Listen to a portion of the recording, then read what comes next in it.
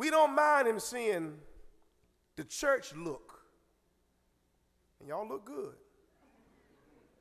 That's the look we want him to see. But here's the thing. He already sees what's on the inside. The scripture said it earlier. In the Old Testament, man looks at the outward appearance, but God sees in the heart. So while you hear the knock and you embarrassed and don't want him to come in, he already knows the dark side of your soul. He already knows the mess, the bad choices, the bad decisions. Too often we hear the knock, we get embarrassed and don't want him to come. So we'll say, well, let me go get it straight. Let me go fix it. And then I'll let him in. Baby, if you could fix it on your own, it'd be fixed by now. If you could go back and straighten it out, as much pain as the issue has in your life, you'd have straightened it out by now. The only way to get it fixed is to let him in. Some hear the knock and they're embarrassed. Some hear the knock and don't recognize the voice. You know, we live in a loud world. A lot of noise all around us. Everywhere you turn, distractions, noise. And there's something about some of us where quietness makes us afraid. Don't know why that is, but it's so. We live around so much noise. And even the day that you decide you're going to drive to work in peace and quiet and keep your CD player and radio off, somebody decides to share their noise with you. They're making cars now, and I've seen them take the whole trunk and the back seat and speakers big as this riding around in the car so they can share that noise with folk who might not have that much.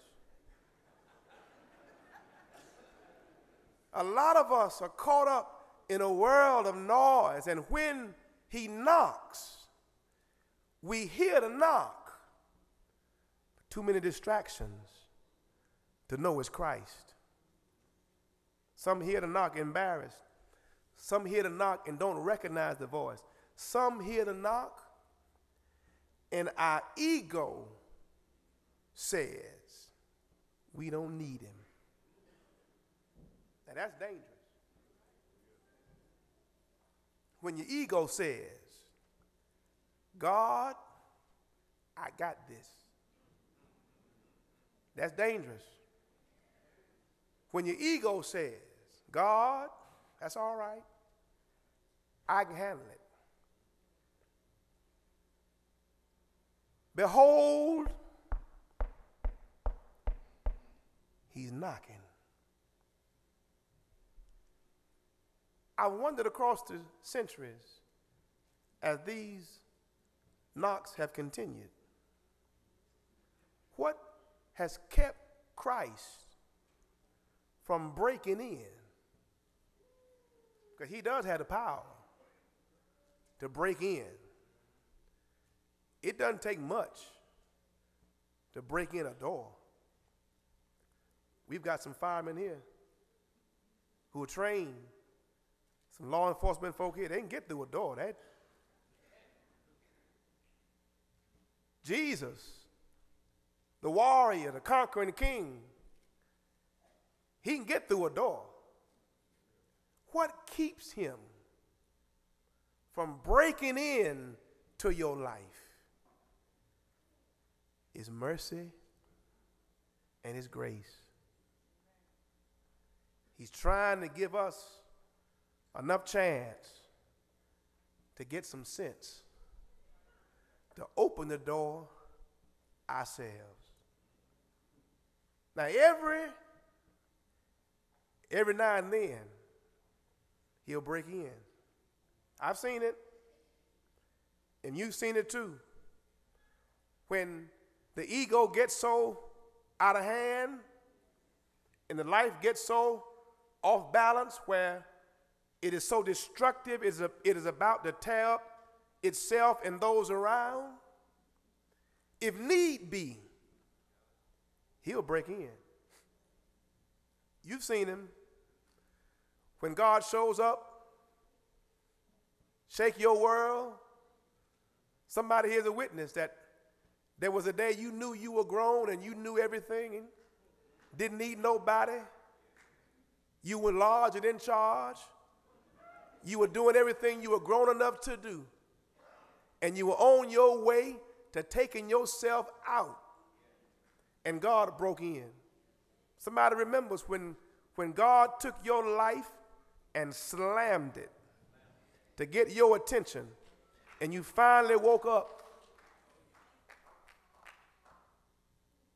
What happens if you let him in? If you'll simply open the door, he'll put peace in your soul. He'll put power in your journey. He'll protect you from your past. The slaves caught it. Not only right on King Jesus, but amazing sight, the Savior stands and knocks at every door. 10,000 blessings in his hand to satisfy the poor. Somebody here today struggling, trying to make it under your own power, under your own strength, trying to keep your own marriage balanced, your own family moving forward. But the good news of the gospel is he's still knocking. Across the centuries, across the ages, across the years, he's still knocking. And it's not too late this morning to let him in. It's a simple concept. But if you think about it, the things that hinder us most on the journey, it's the simple stuff. Let him in. He'll give you clarity in your understanding. Let him in. He'll give you insight with your vision. Let him in. He'll give you the solutions as to how to raise children in the world of gangs and drugs and peer pressure.